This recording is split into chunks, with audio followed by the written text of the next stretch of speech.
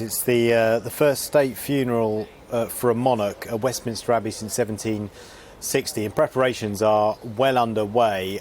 Today we will see lots of the world's dignitaries arriving for that ceremony on Monday. The capacity, if I can put it that way, at Westminster Abbey is 2,200 people. There are going to be presidents, prime ministers, kings, queens, princesses and princes, also members of the public as well, who were mentioned in the Queen's honours list, so there will be some members of the public there as well. But we're speaking to one source of mine in the Metropolitan Police yesterday who said that they've already started sweeping hotel rooms around London where countries are booking up accommodation. The police, the Metropolitan Police, have been sending in officers to sweep the rooms, to sweep the floors, to check the buildings. That's what's going on in the background, as well as the thousands of police officers deployed on the ground, along with stewards and also security personnel as well.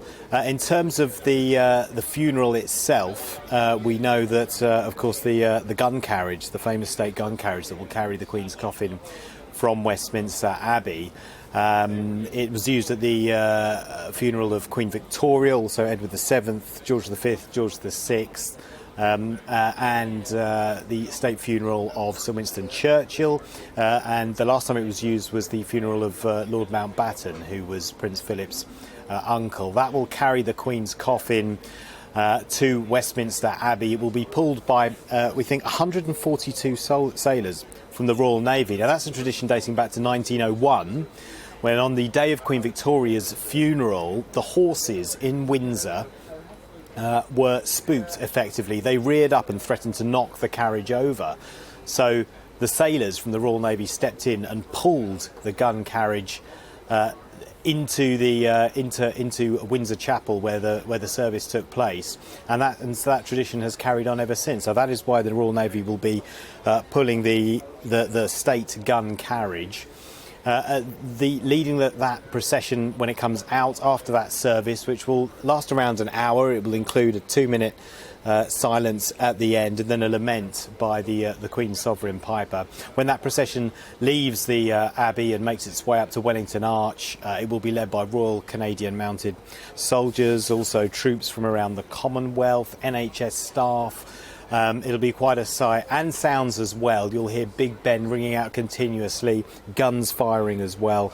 And then once it reaches Wellington Arch, the coffin will be transferred to a hearse, which will then make its way to St George's Chapel in Windsor, where the Queen will be interred in the King George VI Memorial Chapel. It's an annex to that St George's Chapel, and there will be a private burial service at 7:30 on Monday evening. So there will be lots to take in, lots to feel and see and hear. In terms of the queue at the moment, for those who are waiting to see the Queen lying in state, it's 4.9 miles long.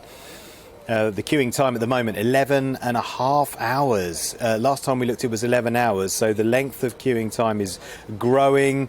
The nearest landmark, currently Southwark Park. And you were talking, Anne, about the numbers of people that have filed past the Queen's coffin. Well, we don't have official numbers on that at the moment. But just to give you an idea, 33,000 people filed past the Queen's coffin when it was resting in St Giles Cathedral in Edinburgh. That was over a 24-hour period, and just over 300,000 people filed past the coffin of her father, King George VI, in total when it lay in state in 1952. That was over a 3-day period. So we must be looking at over 30,000, 40, 50,000 people maybe that have filed past the coffin already, one would have thought, but as of yet we have no official figures on those numbers. I'm sure the Department for Digital Culture, Media and Sport will provide those numbers at some point.